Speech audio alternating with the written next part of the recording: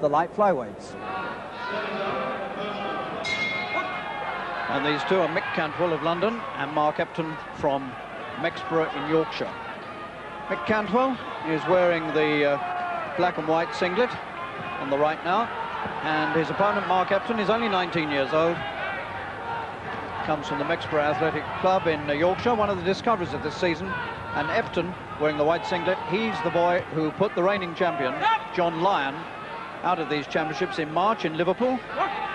Lyon, who'd won this title 4 times on the trot. And here is young Mark Epton, the man who put him out, in the white singlet. Mick Cantwell from the Fisher Club, the famous Fisher Club in London, wearing the black vest. He's 21, London champion. He also is in an ABA final for the first time. A lot of banners around this place proclaiming Slick Mick from London. But Slick Mick's face is already reddened by the attacks of Epton. The Yorkshireman scoring some of the early points.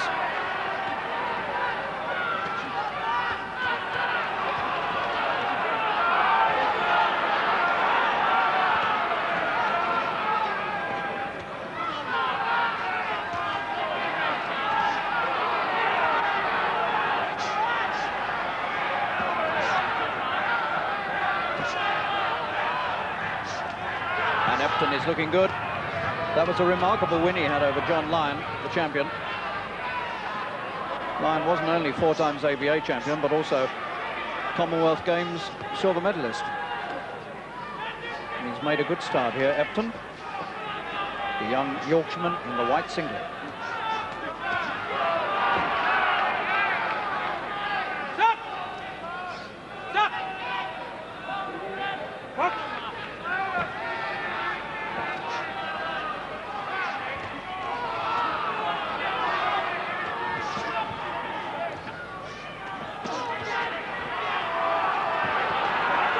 Swarming all over Cantwell, and the London boy really has got to sharpen himself up a bit here if he's going to do any good.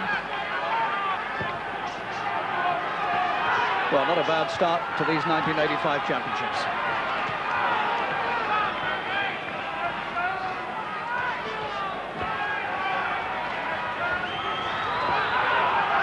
You could hardly ask for a better opening 3 minutes to these championships than this. Cantwell occasionally getting his counter punch in. Epton doing 5 times as much work.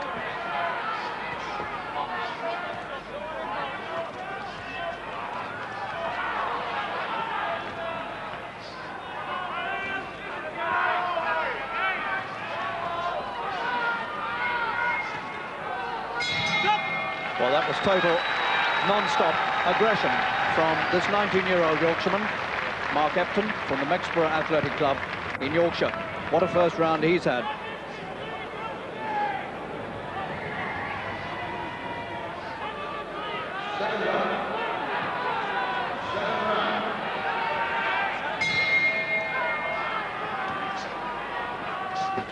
Can Cantwell, in the dark singlet,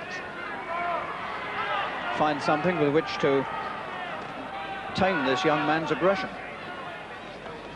The blonde-haired Epton, a car body repairer, keen angler, and a former National Association of Boys Clubs champion.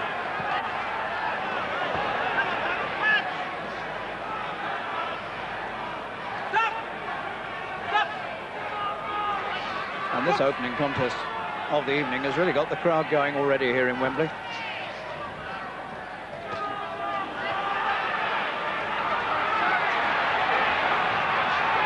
Epton's work getting a little scrambly now, and Cantwell picks up a second caution for leaning on his man and using his head inside. Cantwell now beginning to come back at the youngster.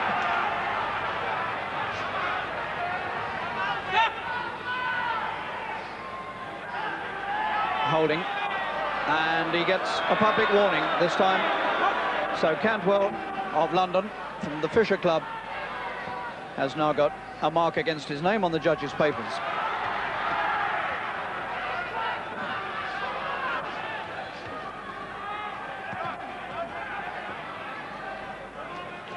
Interesting that last year Cantwell, when he was also London champion, came unstuck at the England semi-final stage and in fact was stopped in 3 rounds by John Lyon, who went on to become the champion for the 4th time and who this season has been stopped by Epton here.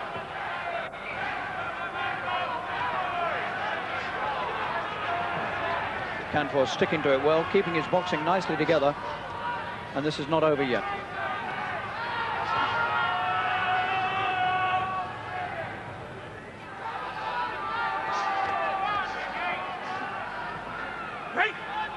The edge now has just slightly been taken off the attacks of Epton.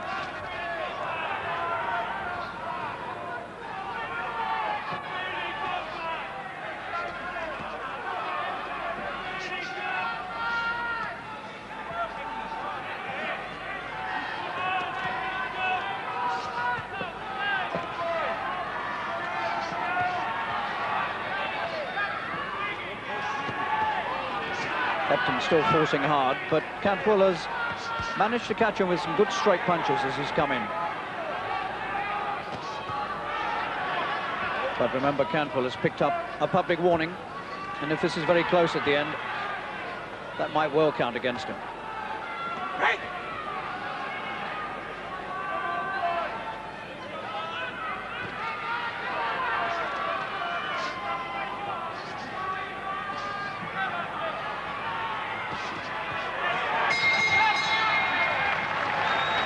Cantwell strides back to the corner, clearly feeling much more pleased with himself than at the end of the 1st round. He's had a good 2nd round there. Familiar figure in the London Championships every year since 1981. Mick Cantwell from Fisher, and it looks to me as though the 3rd round is going to be the one that decides this.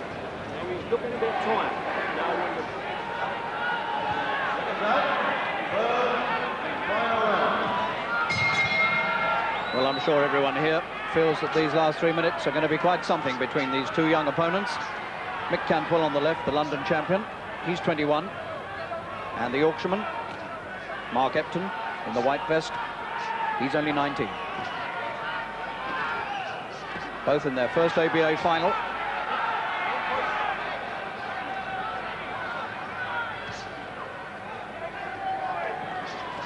Cantwell has been on a weight training course to try and improve the power of his punching.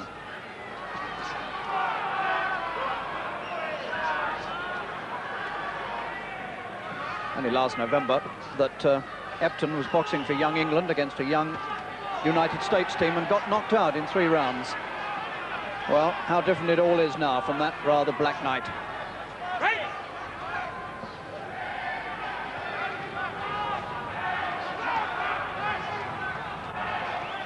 The light flyweights, this is the lightest weight of all, 7.5 stone. This weight was founded in 1971 in the championships, and it was a Londoner who won the title in the first 3 years, Nicky Abrams. Charlie Magri won it as well.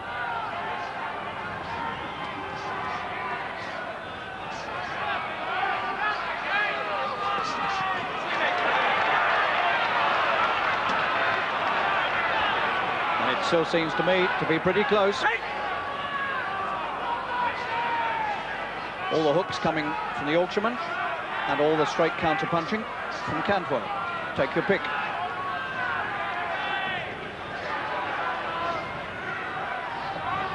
Remember, there was a public warning against Cantwell.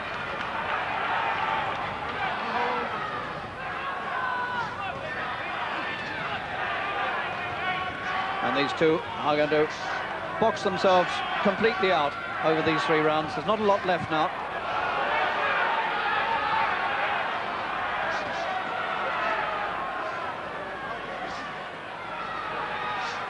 The greatest honor that you can win in your own country, that's at stake.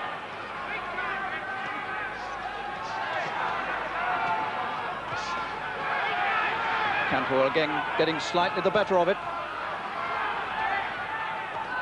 A lot of Epton's punches are missing the target or landing with the inside of the glove.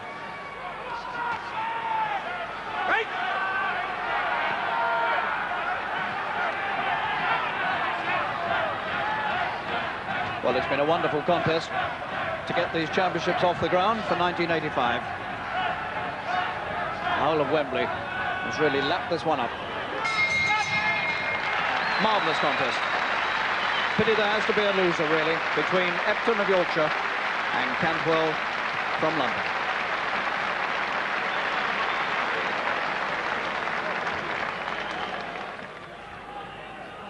Well, ladies and gentlemen, the winner and ABA National Light Flyweight Champion by a unanimous decision, Epton. Epton's done it. All three judges voted for Flyweight, and his opponent is the youngest man in the championships, 17-year-old Leigh Williams from London. Second round.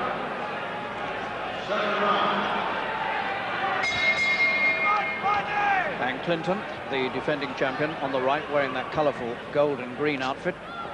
He's had a very comfortable opening round against this young Battersea boy, Leigh Williams, the blonde boy, who's only 17, the youngest man in the championships. And with skillful counter-punching and neat footwork, Clinton has picked his man off all the way through the first 3 minutes, and he started doing the same thing again now.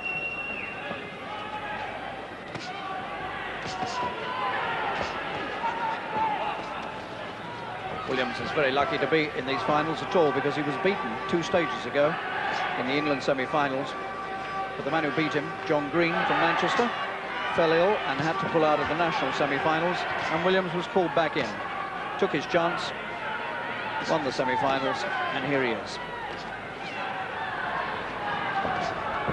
But he faces one of the most experienced men in these championships tonight, Pat Clinton, Olympic representative last summer, twice ABA, defending ABA champion, and once a finalist at Flyweight. And he comes, of course, from a very famous Scottish boxing family.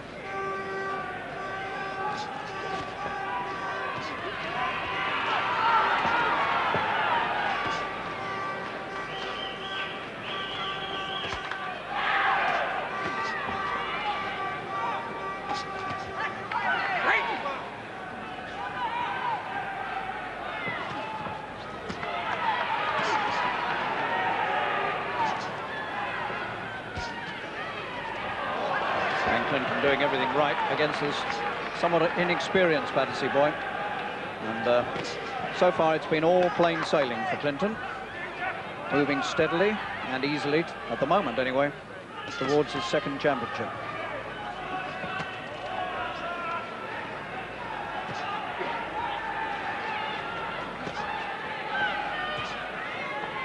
Southpaw rights and the following left hand, finding the target over and over again.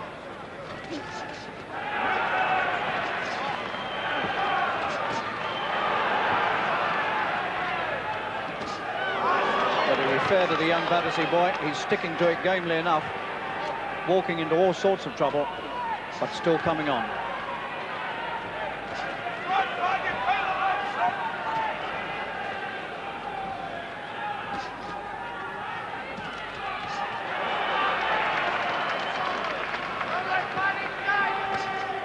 So these first 2 rounds have been very, very clearly Clinton's.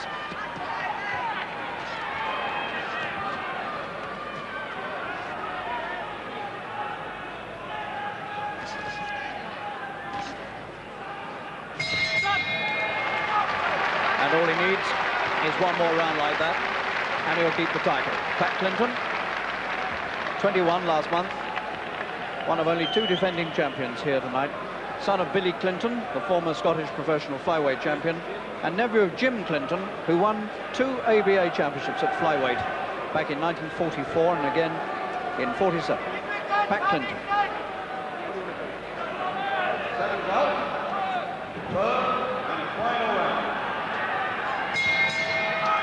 So the last 3 minutes, in which really Williams' only hope now is to find a lucky punch from somewhere and try to stop this incessant stream of counter-punches coming at him from the reigning champion, Pat Clinton.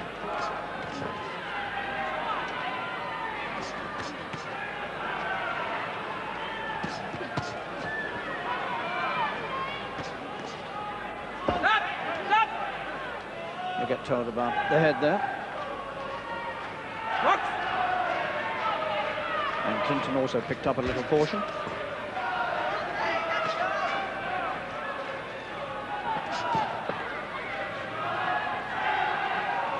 Clinton is one of 10 brothers.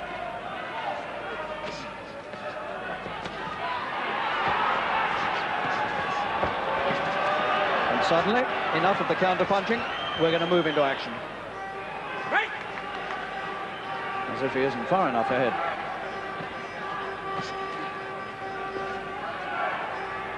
Full marks to Leigh Williams, the baby of these championships at 17, facing a well-nigh impossible task, but has never ever given up.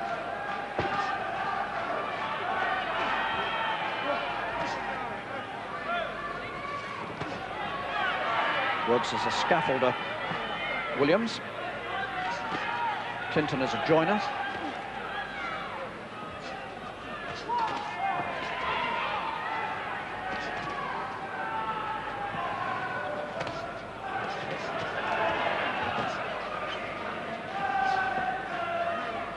So it looks very much as though the Clinton family are going to pick up their 4th ABA flyweight title. Uncle Jim did it back in the 40s, 2 of them. And the nephew looks like getting the 2nd one here and now.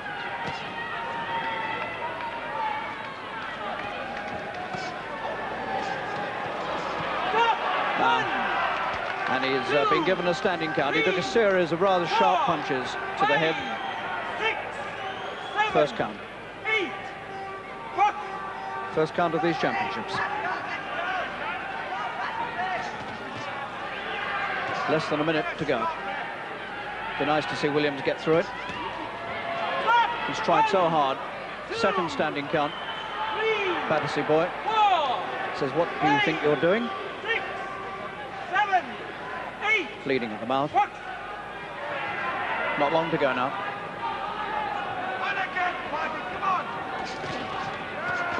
10 seconds left.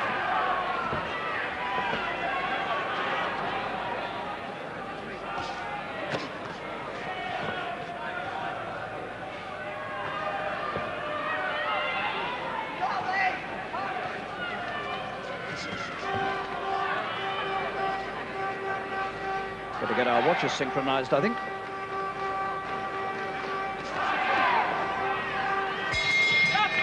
And the 1985 ABA flyweight final is over, and there really can only be one winner, and here he is, 21-year-old Pat Clinton of Croy Miners. We have to wait for the result, of course, but I think we can all safely assume that he is the ABA champion for the 2nd year running. Rawlins, who's on a 2nd life in these championships, and he meets the Welsh champion, Dean Lynch. 2nd round. 2nd round.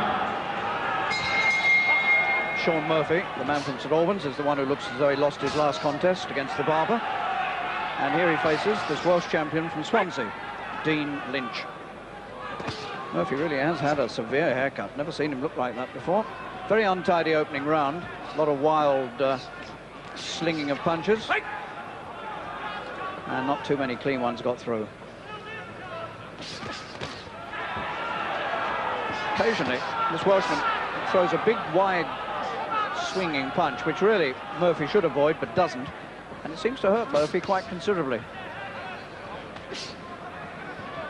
I would have thought Murphy, who's much more experienced, and certainly internationally, than Lynch, would have boxed this a little more skillfully. Seems to be happy enough to have a slogging match. Nasty crack of heads there.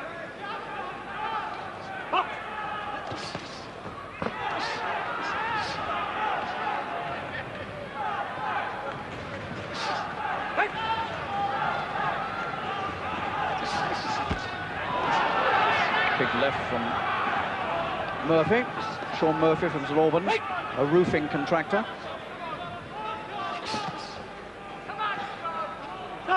Lynch of Wales with his back to you. He's a bricklayer.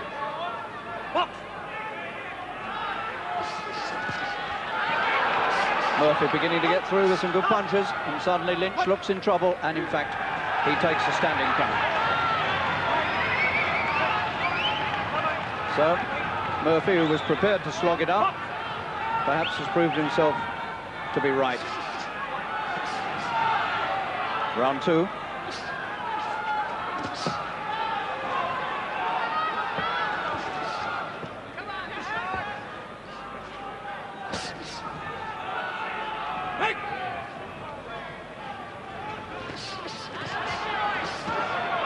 Lynch still throwing big sweeping right hands. And Murphy still looking alarmingly open to them.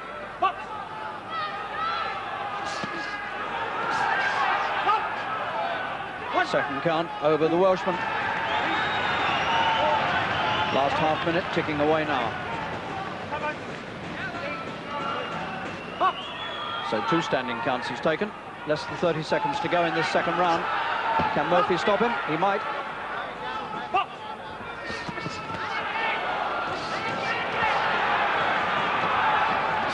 Murphy sees his chance of an inside the distance win, and he may have it. Third count.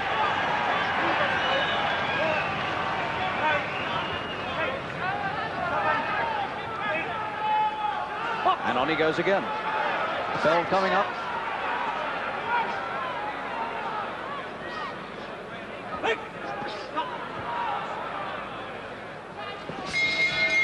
And he survived. But it must have been touch and go, and he looks a little worse for wear, this 20-year-old Swansea man, Dean Lynch, as he goes back for a very much needed minute's rest.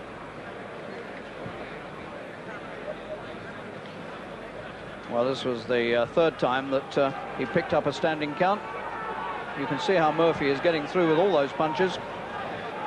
And that was standing count number 3.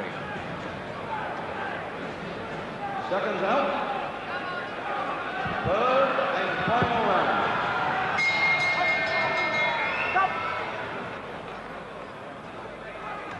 Now then, the referee leading the Welshman back to the corner at the bell to start the third round without a punch being exchanged. And I'm not at all clear why that should be. Allowed him to get through to the end of the second. And the moment he came out to start the third, the referee's taken one look at him, Mr. Mullen from Scotland, and decided that it can't go on, which is a very surprising decision. I would have thought he might have stopped it after the third standing count in the second round and not let it go to the end. Strange decision, but he's taken one look at Lynch at the start of the third round and decided he's not fit to continue. And so Sean Murphy from St Albans is ABA Bantamweight champion of this country for the first time, and a man who had been beaten at an earlier round but luckily found his way back into the championships. Southpaws, the Welsh champion, Floyd Havard, and this very hard-hitting man from Newcastle, John Davison. Seconds out. Second round. Well, will the hitman strike again on the left in the white singlet? That's John Davison, the big puncher from Granger Park Club, Newcastle, against this tall Welsh champion, fellow Southpaw, Floyd Havard. Havard is 19, and Davison, who took up boxing late in life, is 26. And Davison gets through for the first time. Havard kept him away in the opening round with a long right lead. But suddenly Davison is getting in close, and when he gets in close, he's dangerous.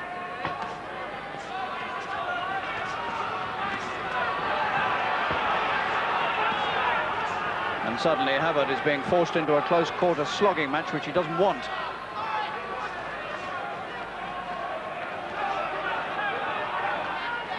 The tall Welshman's tactics here have been to move around this ring and keep popping the right hand out. It worked in the first.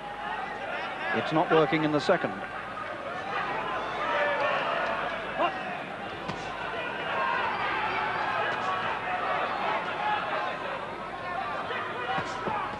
Davison has won his last 3 contests on the way here, inside the distance. Nobody's got to the third round with him.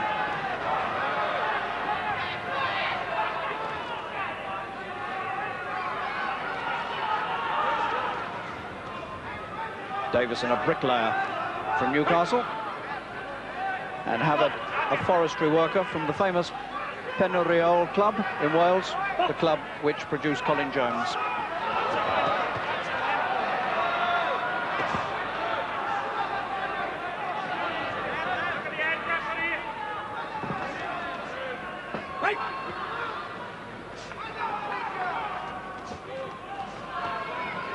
Great tactical battle going on here. Havard trying to keep it at long range. And Davison moving inside where he can get some leverage and work his punches in.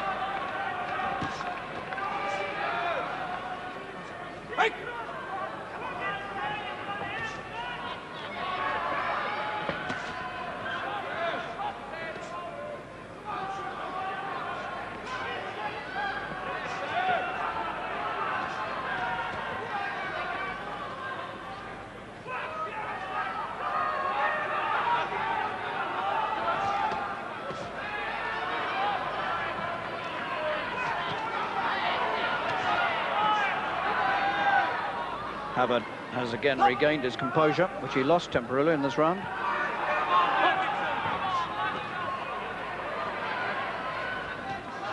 And Davison may have some work to do in the last round if he's going to win this title.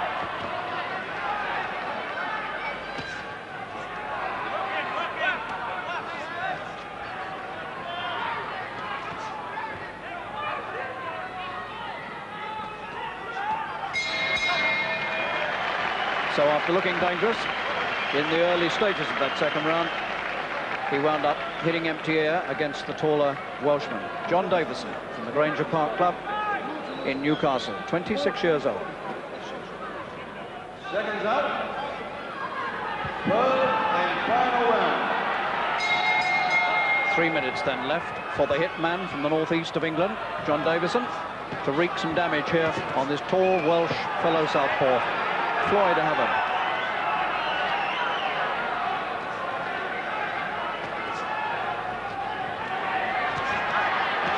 The issue is simple enough.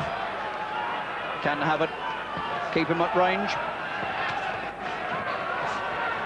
At long range, or will he allow the man to come inside and hurt him?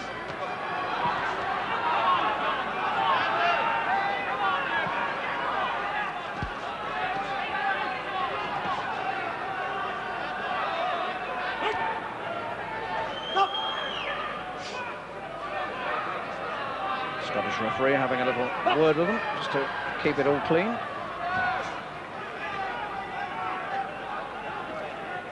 Havard got to the semi-finals last year, but was beaten by Kevin Taylor, the eventual ABA champion, who also was from the north of England, like Davison here. Taylor's now turned pro, and these two are fighting for the title that's been won by a lot of very famous people, like Pat Cowdell, George Gilbody, Ken Buchanan, and much further back, Dave Charnley from Dartford in Kent.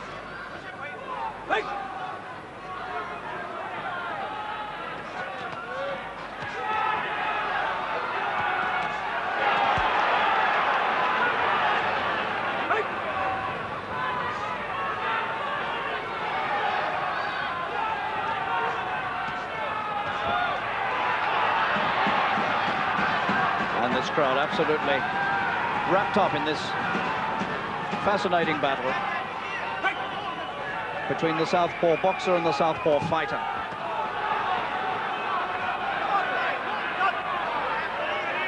Davison's head being very dangerous inside. He's told for leaning on.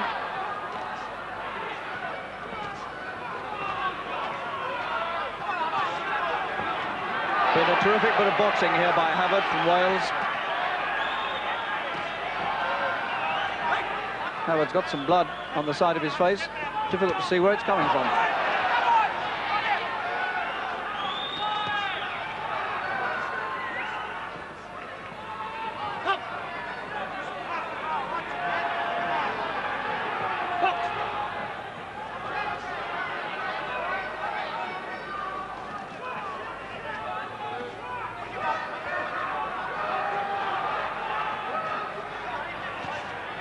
And although Davison is still forcing it, he's never ever really made his punches tell against Havard. And if Havard's won this, he'll be the first Welsh winner at this weight since Malcolm Collins back in 1958.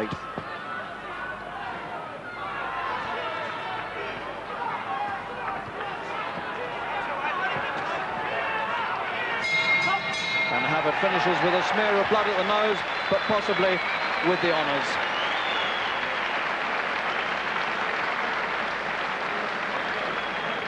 He seems to have seen off the hitman. Ladies and gentlemen, The winner and ABA National Featherweight Champion by a majority decision, Herod. Well, Herod of Wales has got it, but only on a majority decision. He got the nod from 2 of the judges, and that's good enough. So Floyd Herod, from big punching form to get to Wembley. Now in the final, he faces last year's runner-up, Crook from Chorley. Seconds out. Second round. Well, these two boxers quite similarly attired, but you can spot McCauley on the right now. He's got the red piping around his vest. And if you look at their gloves, of course, they are different colours. And McCauley wears the red gloves and the red sash. And Crook from Chorley used to be a paratrooper and was in the army until last year. And he's much more experienced at this level than McCauley. Not much in the first round. Crook might have just had the edge. Crook on the right now. He was Army champion 3 years running from 82 to 84. And was finalist, of course, at this weight last year. Runner-up to the Scottish boy, Alex Dixon, who's now turned pro. Crook with the moustache. Mr. Pollard, the referee, well known.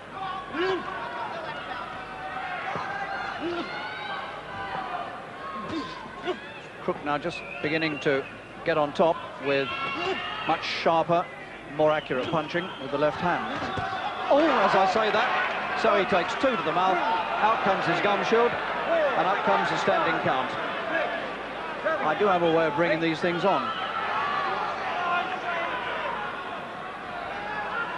Gum shield returned to the corner for washing. And Crook is perfectly all right. Second round. So that's the first real shock of this final at lightweight, with 2 very good punches from McCauley. First thing he's really done. And suddenly Crook was in a bit of trouble.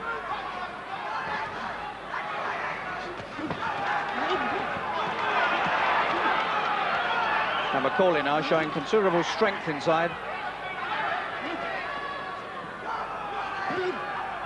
And Crook's edge has completely disappeared.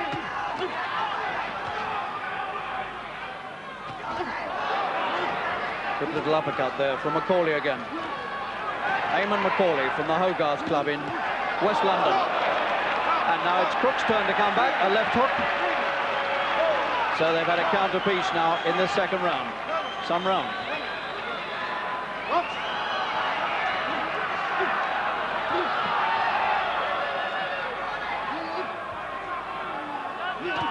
And a good right from Crook, and his legs are all over the place.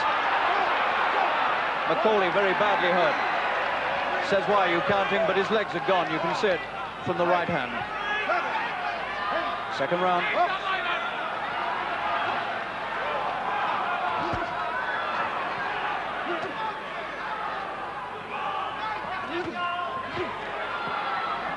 Closing seconds of the second. He's caught McCauley again.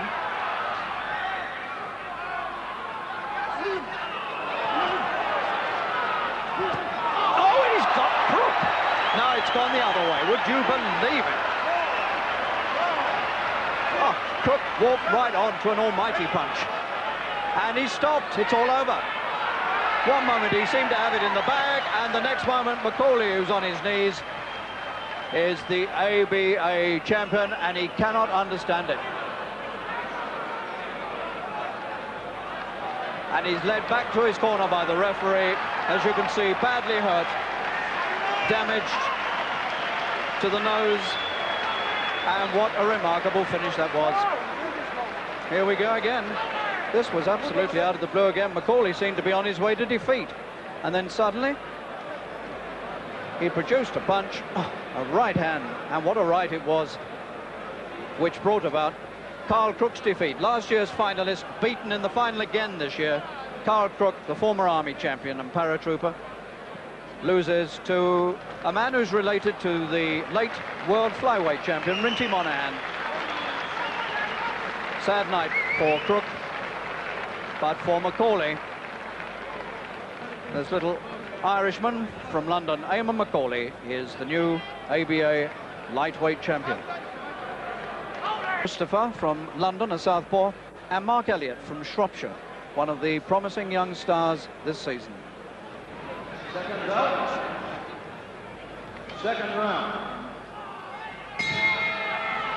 And here we have the champion of the Midlands on the left against the champion of London, Mark Elliot from the GKN Sankey Club in white singlet and white shorts, against Ibi Mustafa from the famous Lynn Club in South London. And he's the southpaw here. He leads with his right. London champion and ABA finalist for the first time. He's of Turkish Cypriot stock, and he's one of twins. He has a twin brother who also boxes with the Lynn Club. And Elliot is the son of a very famous former amateur who boxed for England, Johnny Elliot, always known as Johnny Kingston Elliot, came from Kingston, Jamaica. And Dad's in the corner with him tonight. That's Elliot in the white strip. Nothing very much in the opening round, but Mustafa has got these very long arms. He's got a lot of reach, and he pumps them away with a lot of determination. And Elliot mostly has been concerned with skipping around this ring, trying to find a way inside him where he can do some work.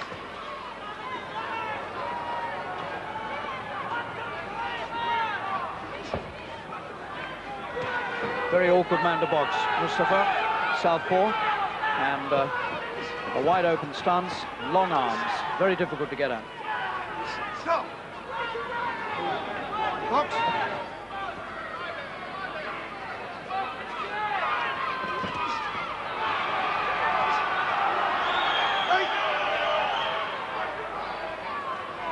Mustafa has made tremendous strides this season.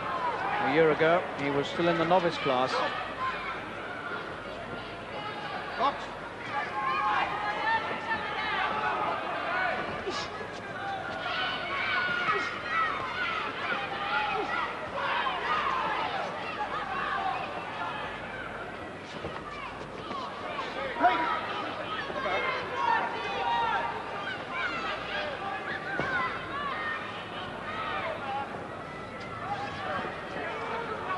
No clear pattern has so far emerged from this.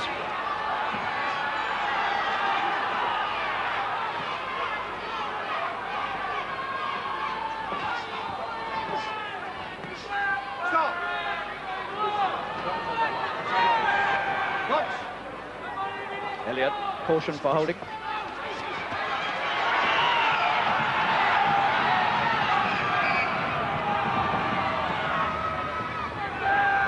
Just a little bit frustrated now at the awkwardness of the man in front of him.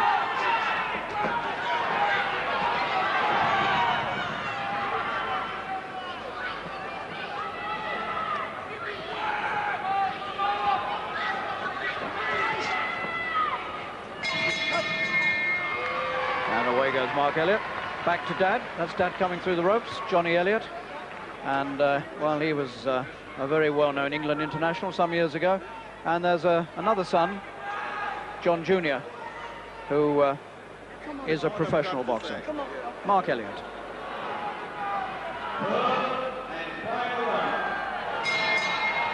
These two 19-year-olds move into the final round. Mustafa on the right, the southpaw, with the long arms, the awkward style, and Elliot from the Midlands. And the points, I would think, lying with Mustafa, but not by much.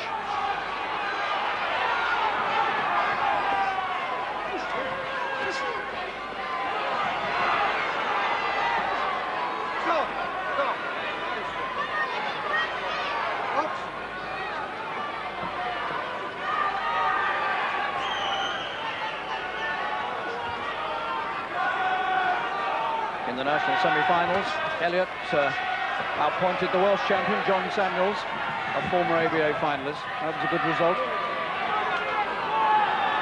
And Mustafa, public warning there to Elliot, won't do him any good. I was going to say that Mustafa, in the semi-finals, forced the Scottish champion, Drew Black, out of the contest in the second round with a cut.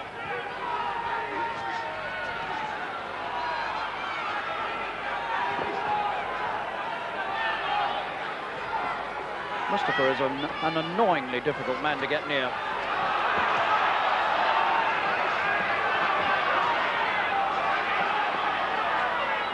And Elliot very seldom gets close without paying for it. Slight nick under the right eye of Mustafa.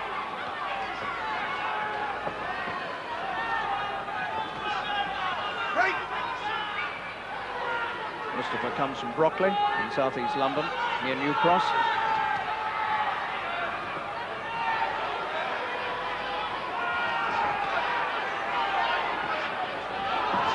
And Elliot is all the time on the outside of the circle, hopping around, but not really scoring.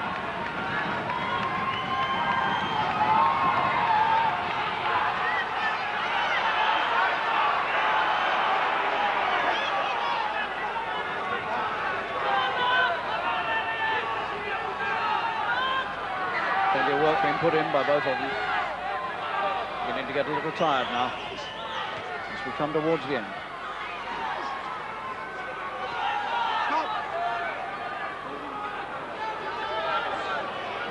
Mr. Pollard, the referee, just having a look at that little cut, very, very slight cut underneath the right eye. Getting a little messy now as they tire.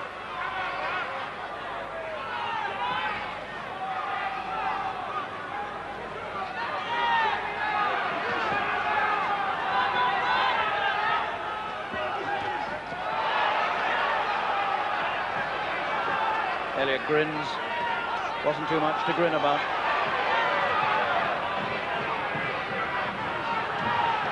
Mustafa still looks pretty strong. And it's Mustafa who's forcing it all the way to the final bell. It goes to the judges. I think we'll find the Londoner has won it. Well, ladies and gentlemen, the winner and ABA National Light Welterweight champion by a majority decision, Mustafa in the blue corner. The London champion gets it, but international from the north of England. His opponent, Errol McDonald from the Midlands, has impressed everyone who's seen him win his way to this final. Seconds up, first round. So McDonald versus Kershaw. Kershaw on the left from the Mottram and Hattersley Club, and the black-skinned McDonald from Ruddington near Nottingham.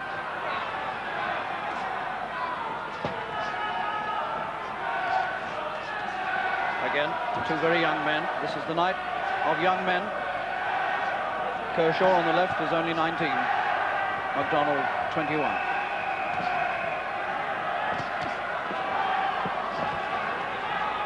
Kershaw, an England international from Cheshire, former ABA Junior and National Association of Boys Clubs Championships finalist. So plenty of experience. He's moved up one weight this year from light welter to welter.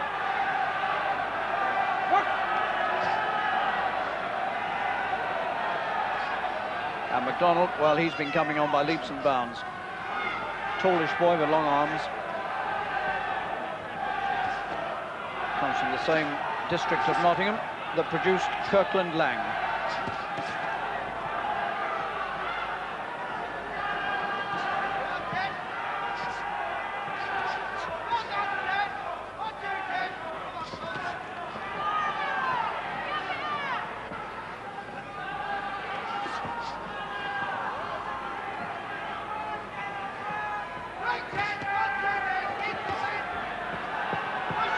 Kershaw, quick hands. McDonald has the longer reach.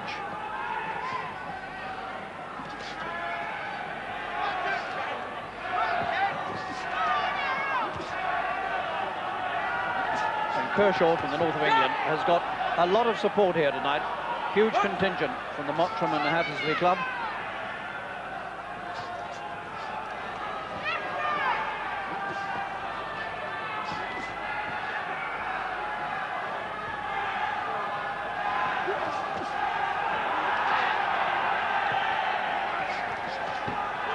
Kershaw moving well, punching accurately and stealing the points in this opening round.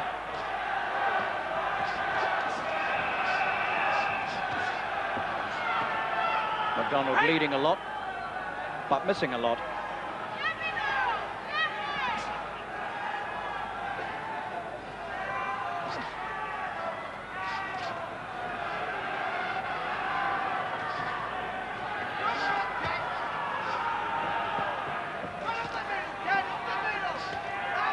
Good, skillful contest, this. Brilliant start. Some of the best boxing we've seen tonight.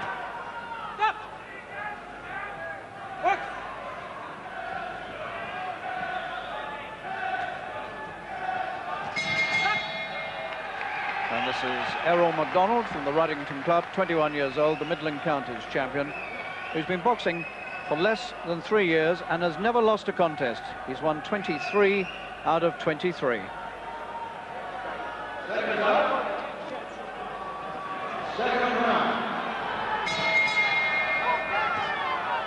Ted Kershaw from the north of England. Errol McDonald from the Midlands. Kershaw on the left is a nephew of a former professional boxer called Alf Wright. Not punching with the knuckle part of the glove. Kershaw.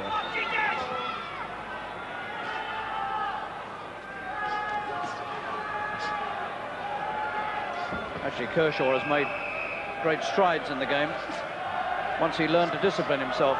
He was once asked to leave his club because he couldn't accept the gym discipline. And then he got back by camping out on the gym's doorstep in the rain. Refused to budge, and they took him back in, and he said, OK, I'll be a good boy, and I'll work. And he has, and here he is at Wembley.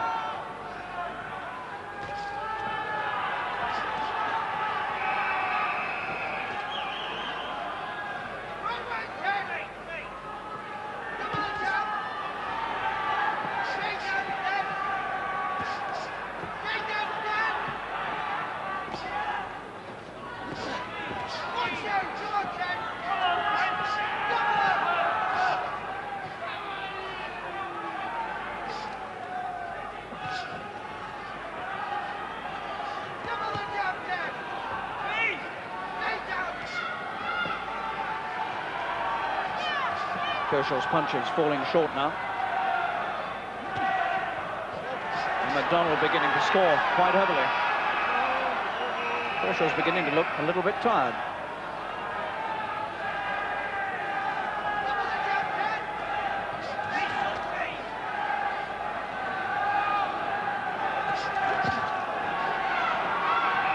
McDonald's punching now seems to be having rather more effect.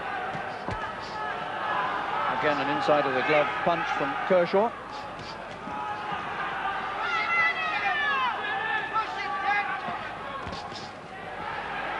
This is a good round for McDonald.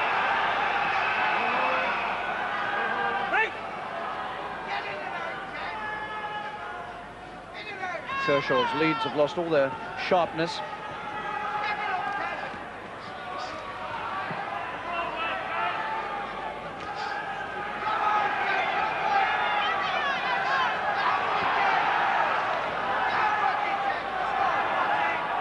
Kershaw looking now very uncomfortable.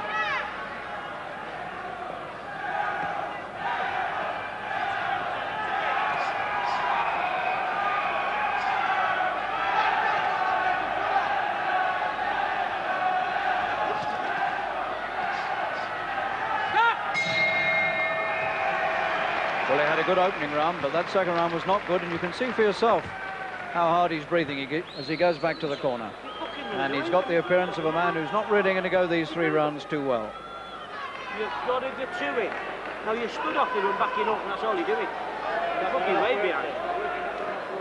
We've knocked him all his way to lose here. Now come on, you have got to get to him. You've not thrown an uppercut yet. You've not thrown an uppercut. Come on, you've got to get bleeding working.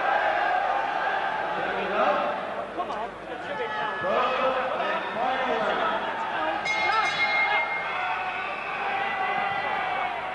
Waiting while they get the stool out of the ring in the Kershaw corner and just clear up some mess on the counters. On we go. Kershaw against McDonald, the final 3 minutes. Well, McDonald, the dark-skinned boy from Nottingham, is known for his fast work rate, and it's that which seems to be getting on top of Kershaw. He can't go with it.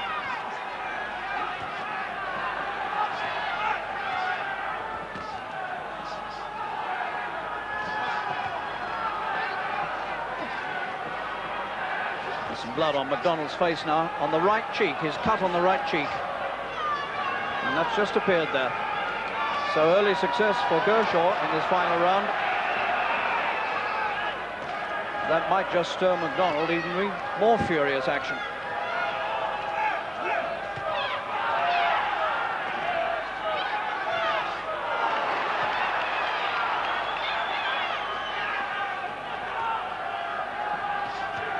Kershaw has certainly come out looking a lot more determined for this one after the little talking to in the corner.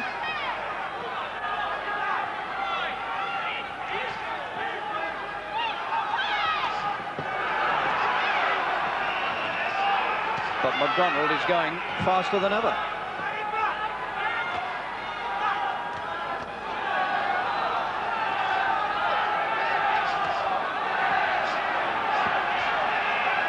Kershaw tired again, he looks it. They're going to have a look at that cut on the cheek. And he's taking him over to the corner to get a doctor's opinion. Tremendous shame if he were pulled out of this now. All is well.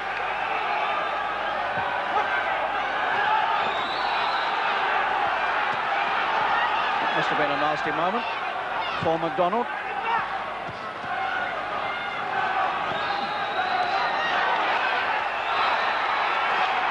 And he's taking full advantage of his reprieve. Standing count over Kershaw. He was being pulled off his feet, but I think he's very tired.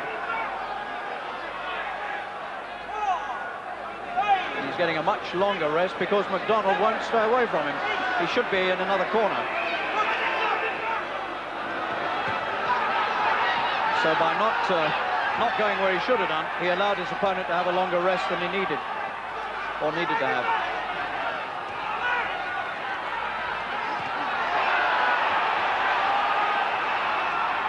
Well, what a finish.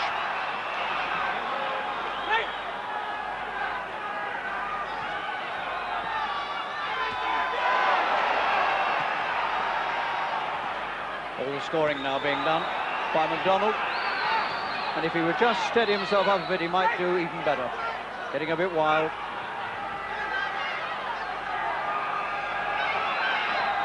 Kershaw doing nothing now.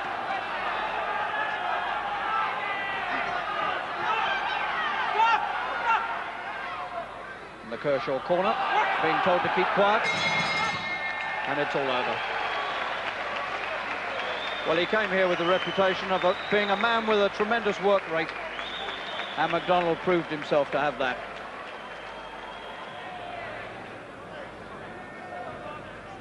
Well, ladies and gentlemen, the winner and ABA National Welterweight Champion by a majority decision, McDonald in the red corner. Well, the surprise there was that it was majority. One, his best-known amateur boxer, is going for the hat-trick in this light middleweight final. But the man who stands in his way is 24-year-old Gordon Phillips from Sunderland. Seconds out, first round. And this is Douglas coming out, wearing his new Marvin Hagler look, the shaven skull. Roderick Douglas going for the hat-trick of titles against Gordon Phillips from Sunderland.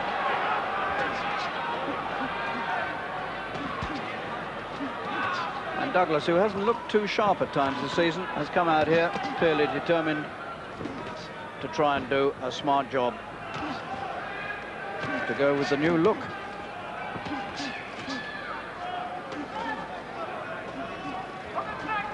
And Phillips very much under fire in these opening seconds. Chin well exposed. 24 years old, Phillips, 4 years older than Douglas. Douglas still only 20, he seems to have been around for years. Phillips is going to have an uncomfortable night, one feels here, unless he tightens his defences considerably.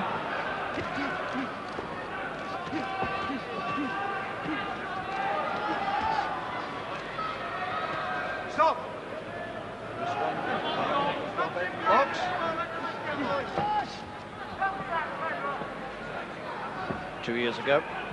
Douglas outpointed Johnny Melfar in the final here. Last year he outpointed Neil Munn, the Welsh champion. I can still remember the young Welshman putting Douglas on the floor in the opening round, to everybody's astonishment.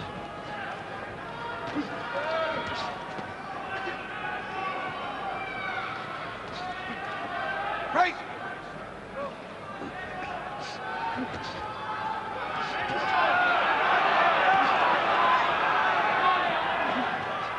The Sunderland man is champion of the Northern Counties for the second time. He won that title in '82. Now 3 years later he's won it again. Didn't get as far as this last time though.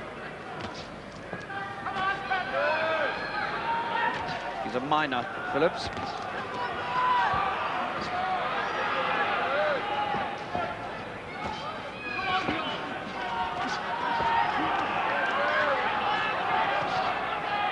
Phillips now trying to stay with Douglas, to hand out a bit on his own account, but he's under a lot of pressure.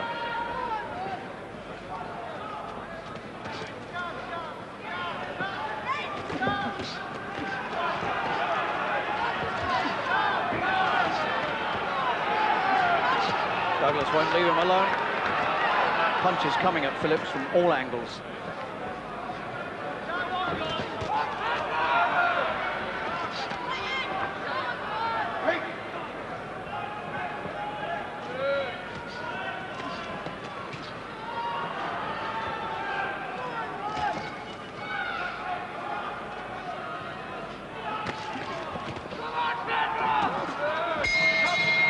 Well, he's poured a lot of work into that opening round, has Douglas. 20-year-old Rod Douglas from the St George's Club in Stepney, ABA champion the last 2 years, and now having made a good start to the third title. Well, he did a lot of work, and Phillips had to take a few punches, but there have been no counts, and this tough miner from Sunderland took what was coming to him, and he's still there. Second round.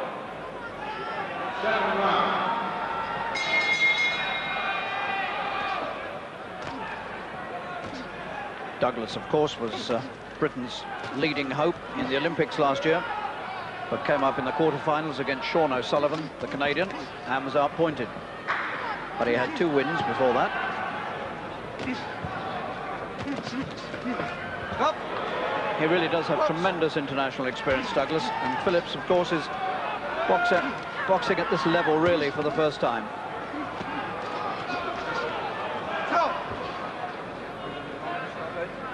Using the ropes unfairly, Douglas. 1 or 2 thudding punches on top of that gleaming skull.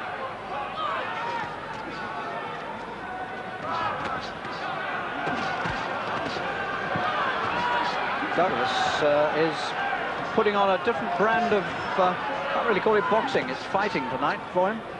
Going in two-fisted. I think he's been watching Marvin Hagler. Certainly looks like him.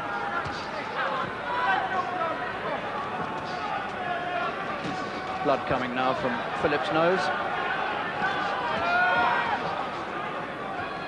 But he's having a go, determined to swap punches.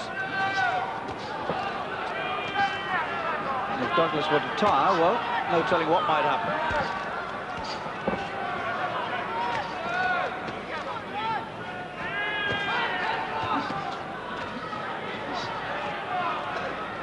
Right old Barney between these two.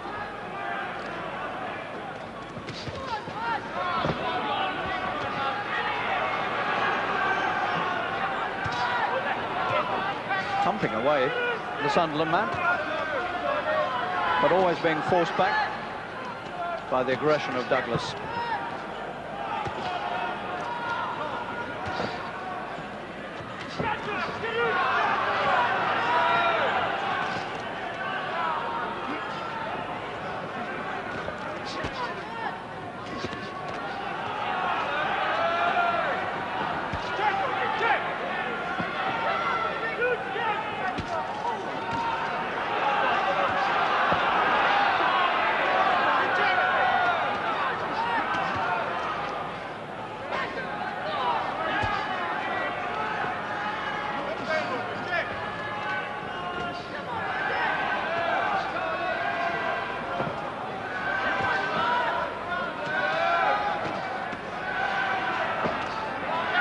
punch-up, this one.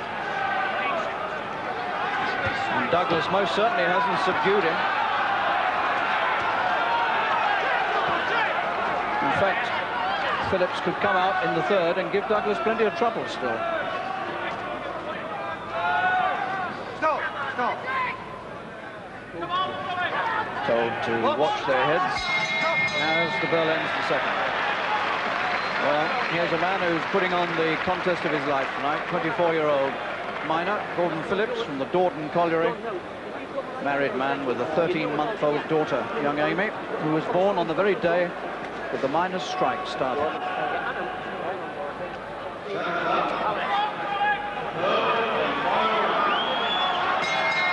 Here we go then with the last 3 minutes of this light middleweight final. Rod Douglas on the right, going for his third successive title. And this tough miner from Sunderland, Gordon Phillips, a man who relies on strength, and he's showing it here.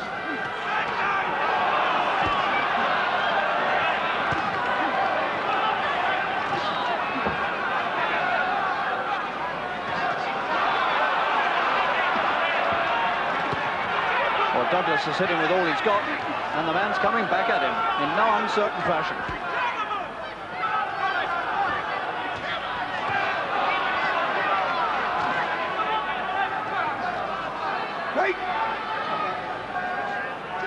And you can sense that Phillips is beginning to think to himself, I could win this.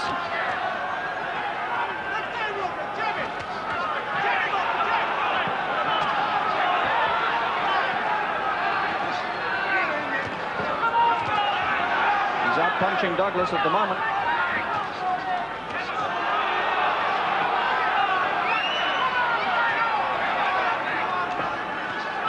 Good uppercut.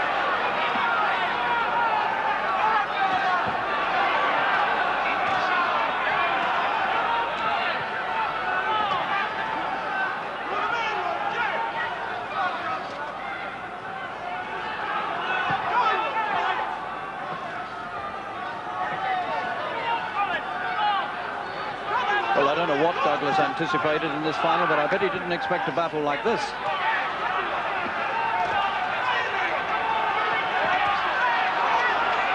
And Phillips is catching him over and over again.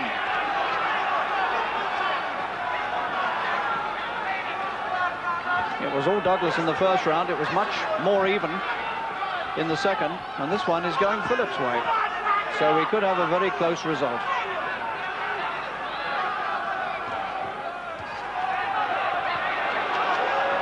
Not so sure Douglas's legs didn't go then.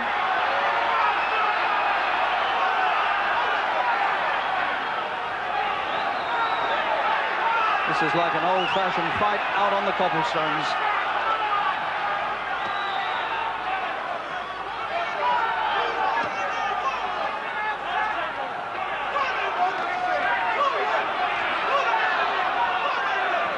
Wonderful stuff.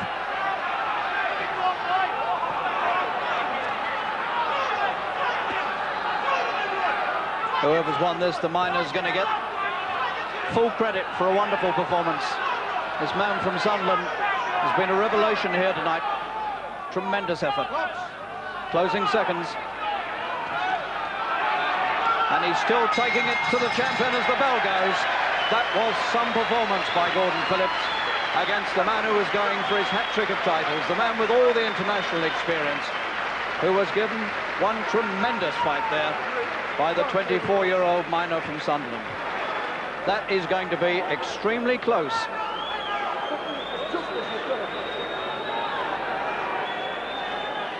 There was one beautiful little uppercut landed round about here by Phillips.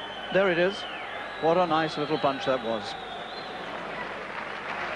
Well, ladies and gentlemen, the winner and ABA National Light Middleweight Champion by a majority decision, Douglas. Douglas has got it, but he's only got it 2-1.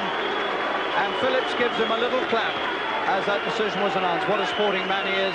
Douglas is relieved, you can bet on that. The champions of Wales and Scotland clash in this middleweight final.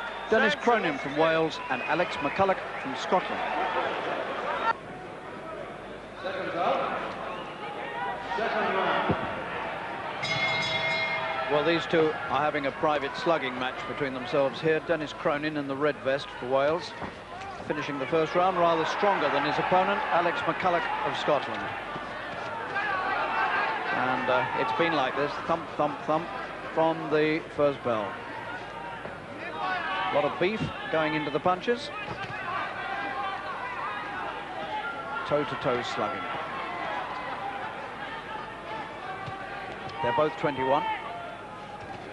Cronin, on the far side, has been champion of Wales for the last 2 seasons, and he's known in Wales as the Pocket Marciano. That's the Scot, getting a caution for his head.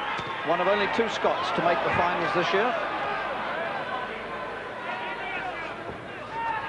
And there's not too much finesse knocking around in this one.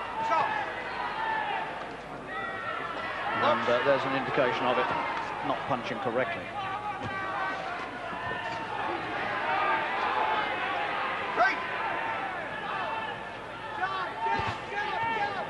But it's hard, slogging stuff. Strength will tell here in the end.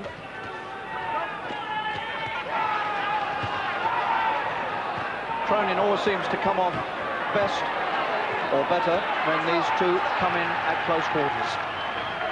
Again, the head, this time a public warning for Alex McCulloch, the man from the Blantyre Miners Club. Lives in Saltcoats and makes a 40-mile round trip to train. He's a fitness instructor. And he needs to be fit to take this lot, I tell you.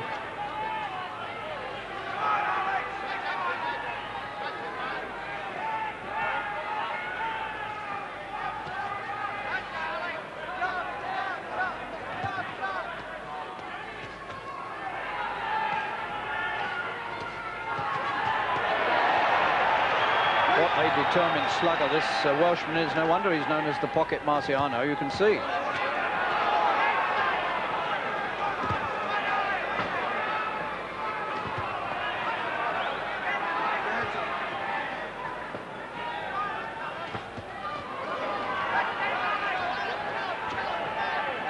McCulloch determined not to be outdone.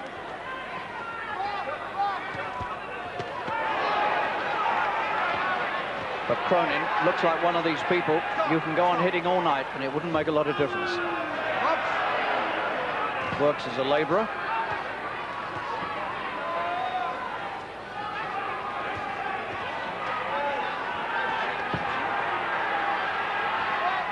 I don't think McCulloch can believe how strong he is. And McCulloch is slowing down, and not surprising at that.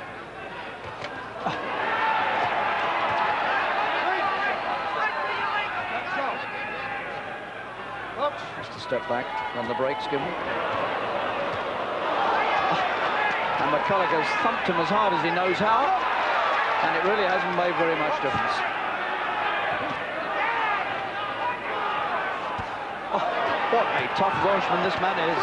Unbelievable. And at last McCulloch has to take a standing count, not to the enjoyment of his fans at Wembley. Second round, the bell ends it. And the Welshman strides back to his corner as though, well, that was really nothing at all. He's been thumped himself, but it hasn't made any difference. Dennis Cronin from Clanbraddock. Well, this was some real old slugging going on here. And look at the strength of this Welshman, just forcing the man back and back until the standing count was given. Well, everything now depends in this last round of this middleweight final on how much good that minute's rest has done the Scotsman, Alex McCulloch. He was in real trouble towards the end of the round. And Cronin still looks as strong as a tank.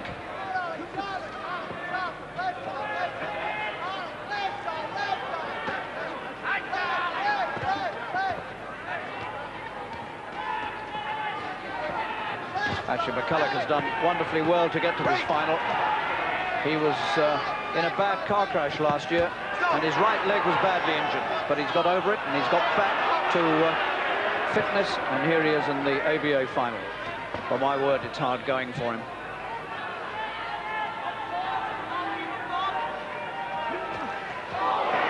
had a bit of success at last. The first punch that's really forced Cronin back.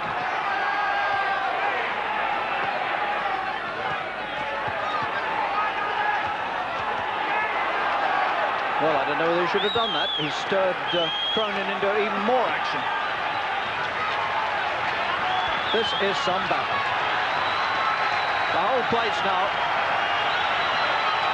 roaring and clapping in appreciation of this extraordinary final.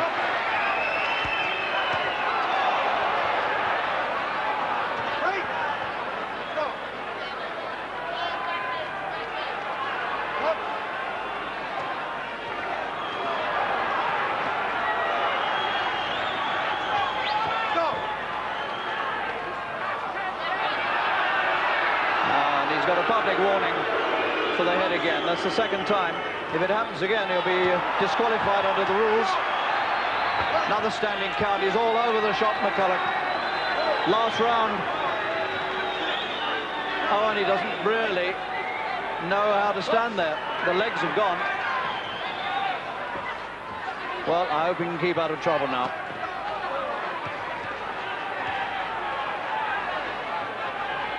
He's out on his feet, McCulloch. And the referee has rightly moved in. There was no point in letting him take any more. So, the hapless McCulloch goes back to his corner. He did well even to get to Wembley. But what an extraordinarily strong champion we have in Dennis Cronin from Roderick in Wales. One of the strongest amateurs we've seen for many a year. John Beckles from Islington has won his way to the light heavyweight final with a succession of quick wins. Can he outpunch the Welsh champion, Byron Pullen? Second round. Second round. Beckles very smartly attired in white. This is the man who's come to this final with 7 successive inside the distance wins. They're just wiping up, mopping up some water from the Beckles corner. The man he faces here is the rugby playing Welsh champion, Byron Pullen, from the Clanharan club. And Beckles came out full of fire, throwing a lot of punches, but Pullen has stayed with him in the first round, and towards the end began to get confident and began to put a few together himself. But I think Pullen's best bet here is the straight left. Keep Beckles at range and off balance with it.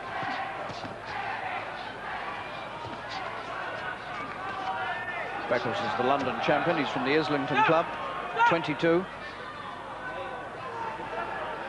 Leaning on Pullen. He's only 20, and he's only had 17 contests. So what a wonderful thing to be able to get to Wembley after 17 contests only.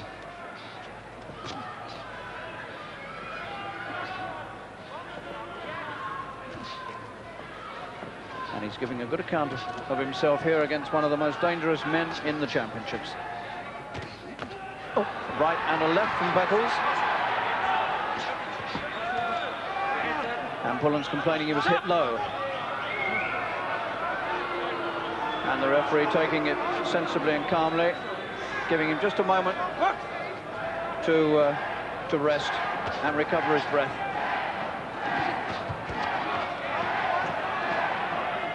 It was the right hand that got him low.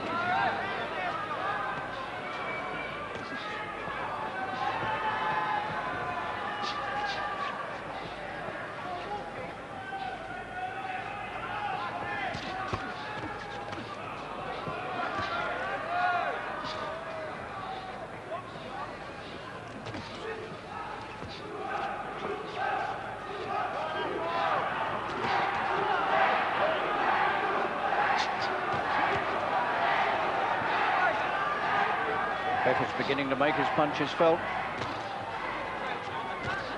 Oh, big punches, and he pulled up. He pulled up very sportingly. Standing count over the Welshman.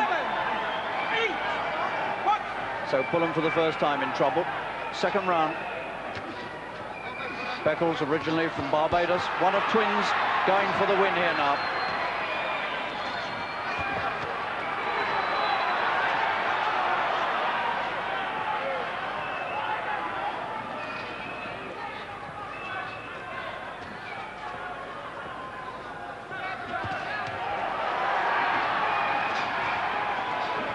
And Beckles punching, beginning to tear the defences of Pullen apart.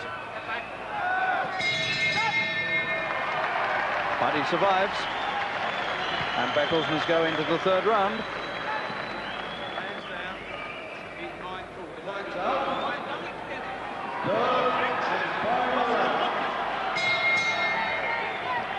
So the final 3 minutes. Beckles and Pullen. Can Pullen come up with something in the third round? Or is this big hitting man from London going to have another inside the distance win? If he does, it'll be his 8th in a row.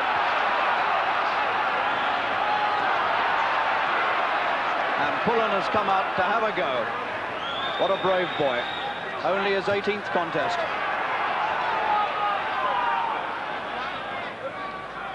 He's decided there's nothing now to lose.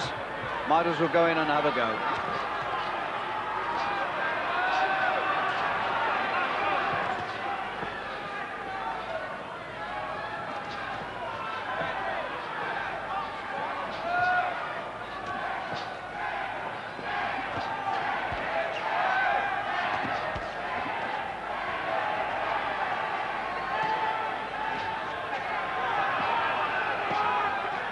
Punches getting in underneath the arms of Pullen and hurting into the body.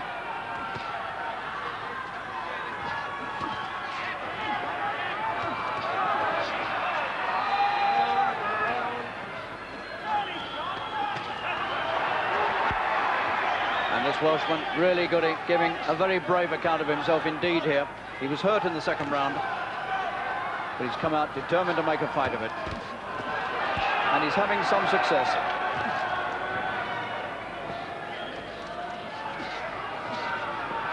He comes from the Clanharan club, that's halfway between Cardiff and Porthpaul.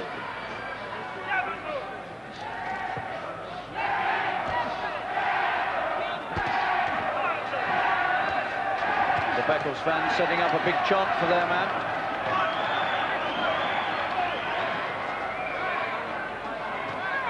But Beckles is being made to go all the way.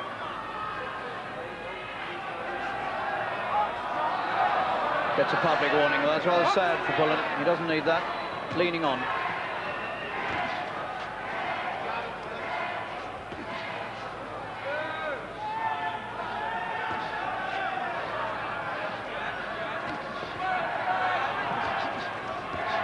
Well, there was a feeling around here tonight that Beckles might come out and sweep this man away in quick time, but it simply hasn't happened.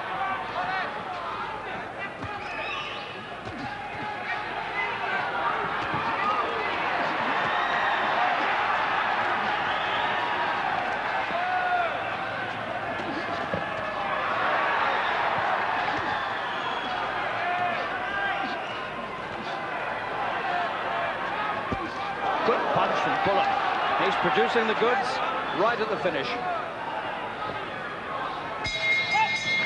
And Beckles turns away. None too happy with that. What a performance from this 20-year-old Welshman, Byron Pullen, who's gone the distance with the big hitting Beckles, doing something that almost nobody else managed to do on the way to Wembley. Yeah. Too much pitch. Yeah. Well, ladies and gentlemen, the winner and ABA National Light Heavyweight Champion by a majority decision, Beckles. And Beckles has done it, but it was 2-1. One judge went for the Welshman, for John Beckles. Although England won the heavyweight title in 1982. Now he goes for it a second time against a former light heavyweight runner-up, Bobby Parks from London. Second out, first round. Well, we've got two old hands here. Harold Hylton in the white trunks. He won this title in 1982 and he was runner-up in 83. And Bobby Parks, well, he's making his second appearance in a Wembley final. 3 years ago, he was here in the light heavyweight final and he lost to Glenn Crawford of Leeds. So these two men know what Wembley's all about, and Parks is over in the opening seconds and he is all over the shop and he doesn't know what's hit him. He really doesn't. Harold Hylton who's always had a good punch, and he's been counted out on his feet because he simply didn't know where he was or what he was doing, Bobby Parks. And that's got to be one of the quickest wins of all time at a Wembley final. Harold Hylton, 25 years old, from the Viking Club at Brockworth, just outside Gloucester, wins his second ABA title. 1982 and now 1985, and he's won it in extraordinarily fast time and in sensational fashion. Let's look again. Here we are, seconds after the first bell. In comes Parks, swinging, off balance. The left misses, but the right catches him very hard indeed, above the ear, and then the second right on the jaw. And he really didn't know where he was, even though he did beat the count. But the referee, I'm sure, was right to stop it. Just look at that picture. He doesn't know where he is at all. Let's look at it from another camera. Very interesting, this, because Parks lunges forward, misses. The first right hits him high, the second one right on the jaw, and in fact a little left to follow as well. So that is a marvellous win by 25-year-old Hylton from the West Country. And, well, he had an extraordinary defeat in 83 here rather quickly.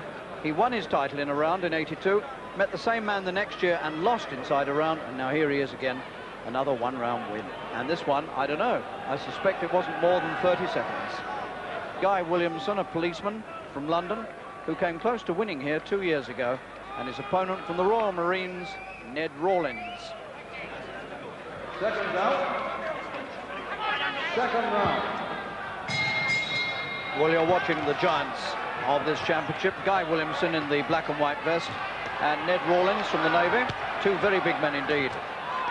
Williamson goes over 17 stone. He's 6 feet 5 inches, and at 27, he's the oldest competitor in these finals. That's Williamson in the black and white singlet, the famous colours of Fitzroy Lodge.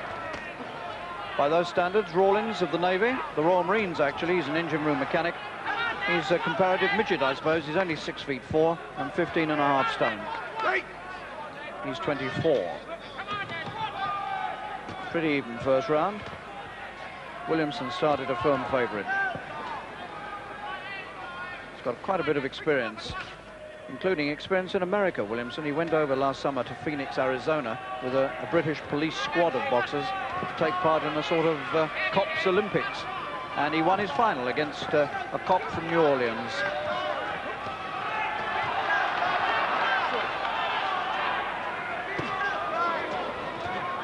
And Rawlins is threatening to spring a bit of a surprise here against this huge man from the Transport Police, Guy Williamson. Rawlins is standing back, measuring his man. And they're both beginning to blow very hard in this second round. They've taken a bit out of each other. Rawlins is bleeding from the nose. He's giving something like 2 stone away here to Williamson. But Williamson is blowing hard, and Rawlins is picking him up with quite sharp punches to the head. Open mouth now, Williamson.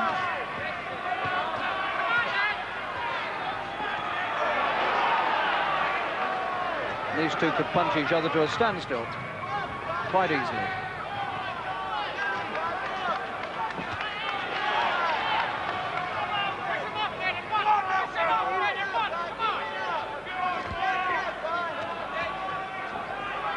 Williamson keeping his man under pressure.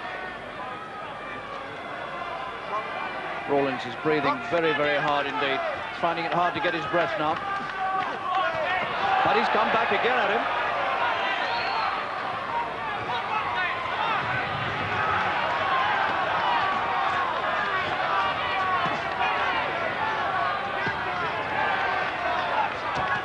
Williamson is a big man, he really is.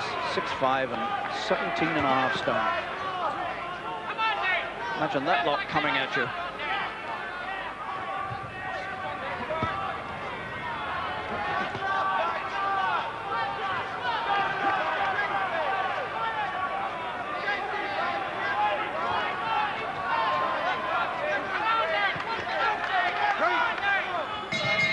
And that bell will come as a very welcome relief to both men, particularly I think to Rawlins, who's giving away 2 stone.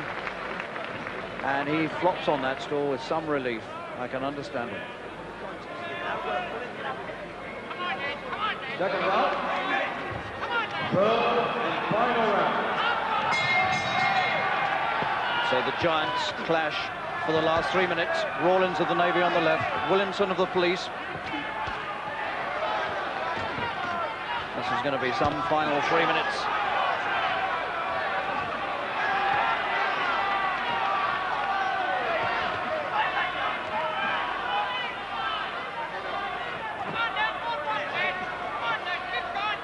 And Rawlins has surpassed everybody's expectations, A, by getting to the final, and B, by really giving the favourite a hard time.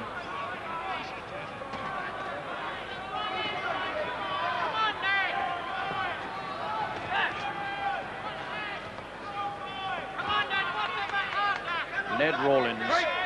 Well, Rawlins sounds very Navy-like, but when I tell you that Ned's first name is actually Nelson, and that his other names are Edwin de Courcy, Nelson Edwin de Courcy, that's his name, N-E-D, Ned.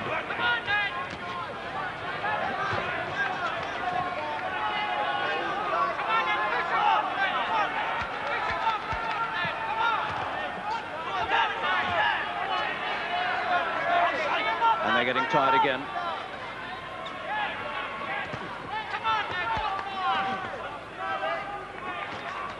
Williamson still the first to lead and put the other man under pressure. And Rawlins now finding it hard to collect some counter punches. He really isn't offering too much now. Driven back by the massive bulk of Williamson.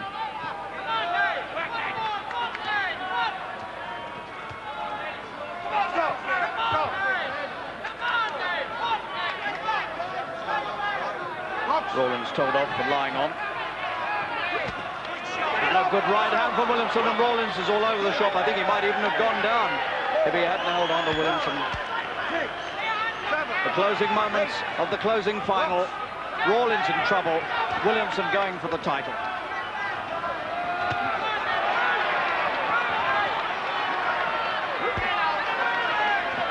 The Marine is in real trouble.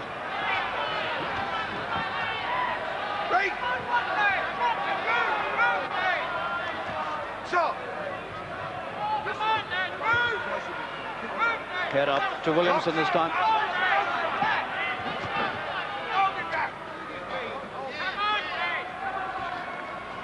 What a courageous effort this is by Rawlins.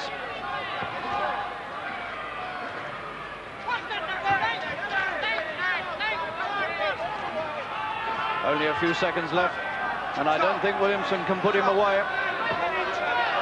Rawlins holding on for dear life, but I think he's going to make it to the end.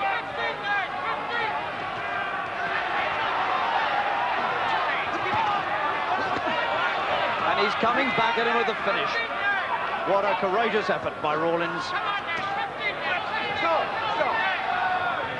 Pushing. That's rather sad that he's taken a public warning for that. It's very sad. He got the public warning at the end. What a fight he put up. Nelson Edwin de Courcy of the Royal Marines. The Marines' honour is saved. He goes the distance. But I think we'll find that this massive man from Fitzroy Lodge, Guy Williamson, will be the super heavyweight champion of Great Britain for 1985. Well, ladies and gentlemen, the winner and ABA National Super Heavyweight Champion by a majority decision, Williamson in the blue corner. Majority decision, but the policeman, the